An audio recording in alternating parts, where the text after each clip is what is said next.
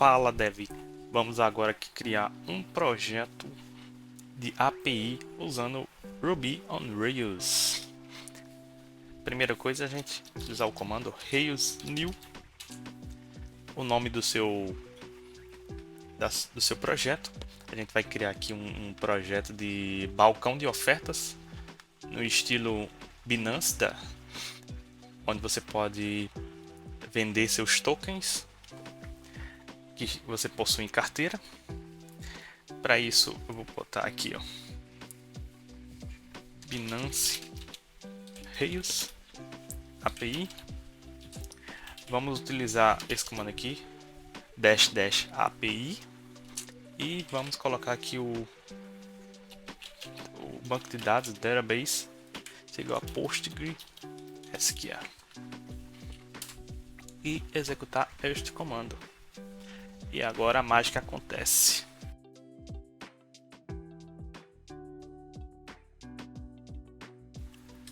Depois que ele termina de executar todos os comandos, a gente pode acessar o diretório do arquivo do projeto que foi criado, né? No caso aqui, Binance Rails API. E eu vou executar o comando code, ponto, para ele abrir o Visual Studio Code.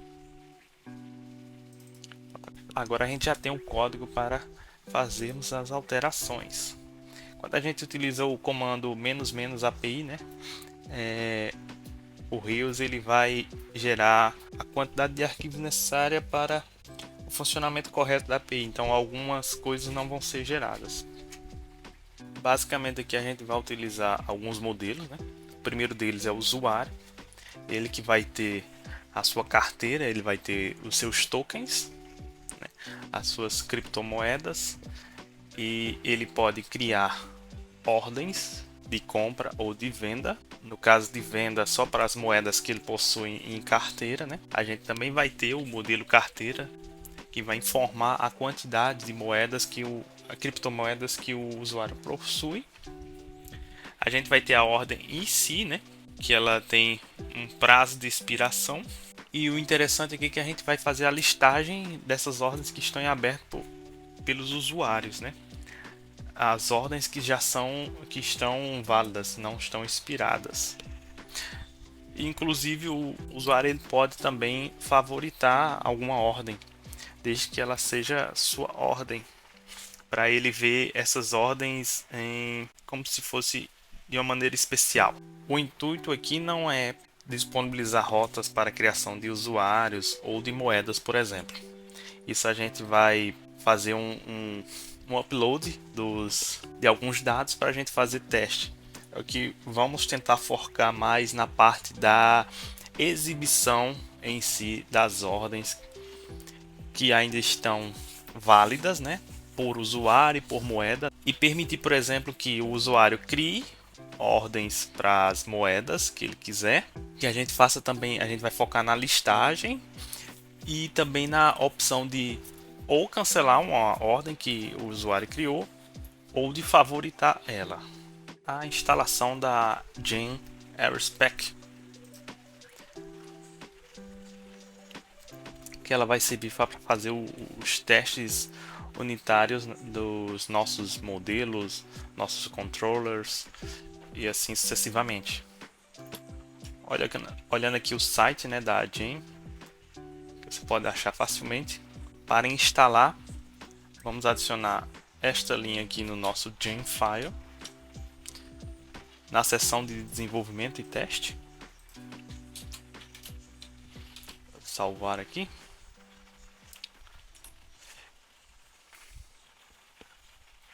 E depois a gente vai executar o comando de bundle install. Então vamos vir aqui no nosso terminal e executar esse comando bundle install. Agora vamos utilizar qualquer outro comando aqui para a gente instalar.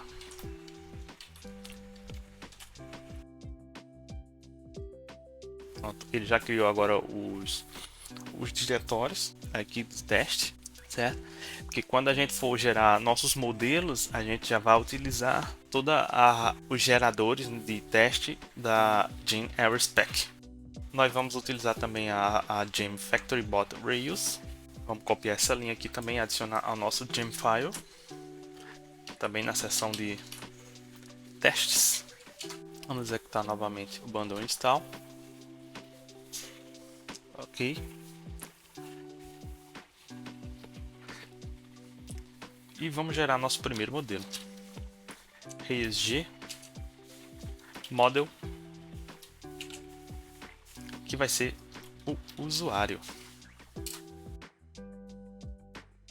Como a gente já instalou a AirSpec e a FactoryBot, você vê aqui que ele criou dentro do diretório spec o userSpec. E por causa do FactoryBot, ele já criou também o Factor Users, que a gente vai utilizar para criar os nossos modelos de teste. Vamos dar uma olhada aqui na migração que foi criada, do modelo usuários. A gente aqui pode adicionar agora novos campos para ele. Tem duas formas, ou você faz direto aqui na migração, ou você já poderia ter chamado o comando da migração, de criação de migração, já informando os campos. Eu gosto de editar aqui o arquivo de migração para já inserir estes detalhes. Então vamos ter aqui e-mail.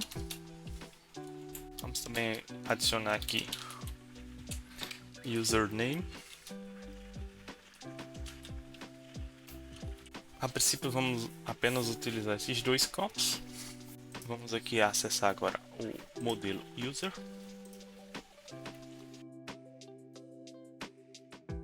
E acrescentar uma validação. E-mail, username,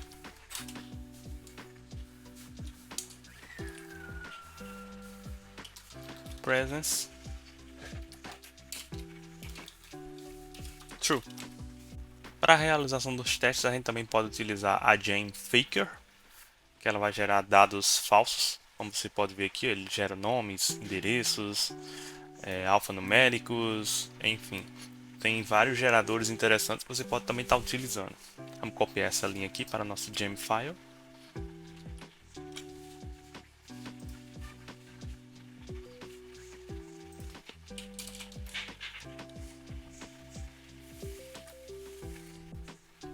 E vamos executar o bundle install.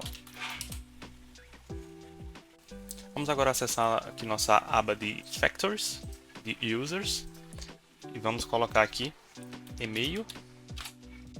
Vamos utilizar isso aqui, Faker Internet e-mail. E para username, a gente também vai utilizar o Faker Internet, só que username. Vamos incluir aqui uma nova pasta. Vamos nomear de support. E aqui dentro a gente vai criar um arquivo chamado factorybot.rb. Isso para a gente poder utilizar a sintaxe do Faker e do FactoryBot aqui dentro do Rails. Então você pode incluir aqui este comando, essas linhas, certo? Esta é a configuração inicial.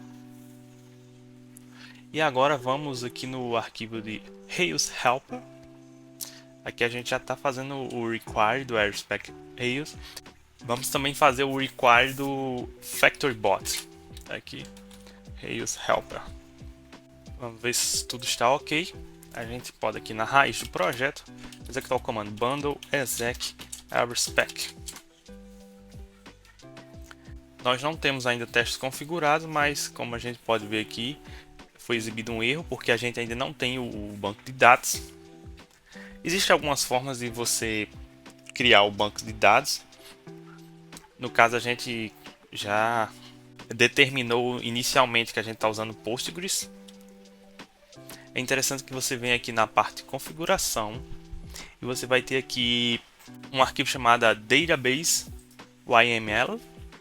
E aqui é que você vai configurar o seu usuário e senha para o banco de dados Postgres, certo? Este arquivo aqui que está mapeando quais são os bancos de dados que vocês estão utilizando.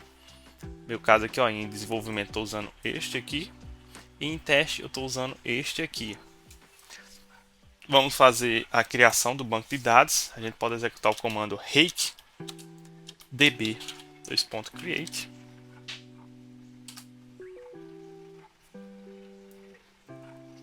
Pronto, e os bancos de dados foram criados. Agora, se a gente executar novamente o comando de testes,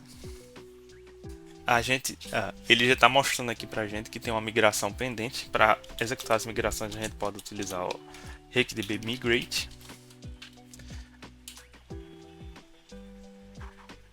Pronto, e agora ele criou os usuários. Então a gente já tem a nossa primeira tabela no banco de dados. Vamos ver novamente qual vai ser o resultado aqui da execução dos testes. Pronto, aqui ele já tem já apareceu uma coisa diferente. Tá vendo aqui que ele mostrou isso aqui. É para mostrar que tem testes não implementados ainda, né? Então tem um exemplo e ele está pendente. Então a gente pode abrir esse arquivo aqui, né? Dentro do spec, models user spec, e criar nosso primeiro teste. Dentro da pasta spec, a gente vai ter aqui models user spec. Tá vendo aqui ó, que tem um pending. Vamos apagar e criar agora um novo teste para este usuário. A gente previamente tinha definido aqui que precisa validar, né, que os campos e-mail e username tem que estar presentes no usuário. Vamos então criar nosso primeiro teste. A gente utiliza o it, um bloco, tem uma descrição aqui. Então, should create a valid user. Então, se você vier aqui e colocar user igual a build, vamos criar um modelo de usuário. Agora a gente tem que esperar aqui o user to valid.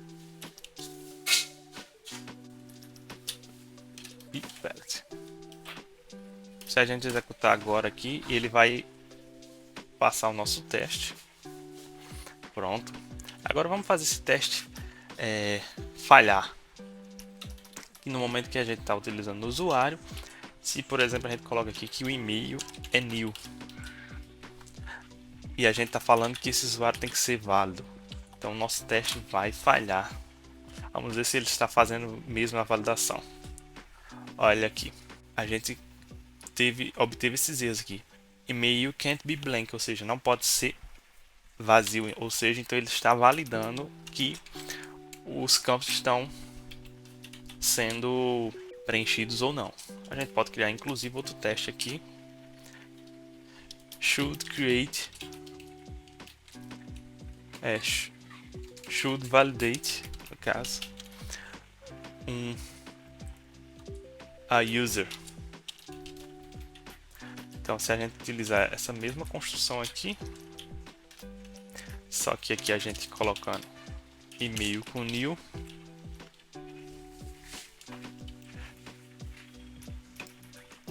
aqui a gente pode botar to not be valid, ok. E a gente também pode fazer o teste agora com user to, criando um novo usuário, só que dessa vez vamos utilizar o username com new.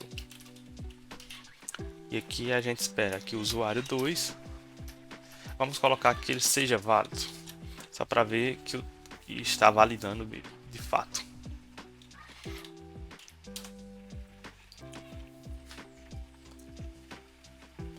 Ó, agora nós temos dois exemplos, certo? Um passou e outro falhou. Dois exemplos e uma falha. E aqui é como a gente já esperava, ó, username can't be blank, ou seja, ele está validando a presença do campo username. A gente pode voltar aqui agora e colocar not be valid. E todos os nossos casos de teste agora estão processando, devem estar processando corretamente. Aí, dois exemplos e 0 falha. Uma opção que eu gosto de deixar habilitada é esta daqui. Quando a gente geralmente tem muitos casos de teste, a gente às vezes não quer que rode, execute todos os testes, a gente está focando em um só. Então a gente pode vir aqui no arquivo spec helper e habilitar esta linha aqui, ó, de focus. Como é que funciona? Deixa eu mostrar aqui para você. Lembra o teste que a gente está fazendo do usuário? A gente pode vir aqui e colocar focus e true. Quando eu coloco isso, esse teste aqui ele não vai ser executado, somente o bloco que está com foco. Vamos ver isso na prática, como é que funciona. Aqui ele já mostra que está rodando com a opção de focus, né?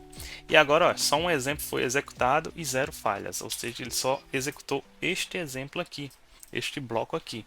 Então isso pode ser útil quando você quer ajustar um teste e não quer executar toda a bateria, você quer só focar em um só. Então, vale a dica aí de configurar esta opção aí nos testes.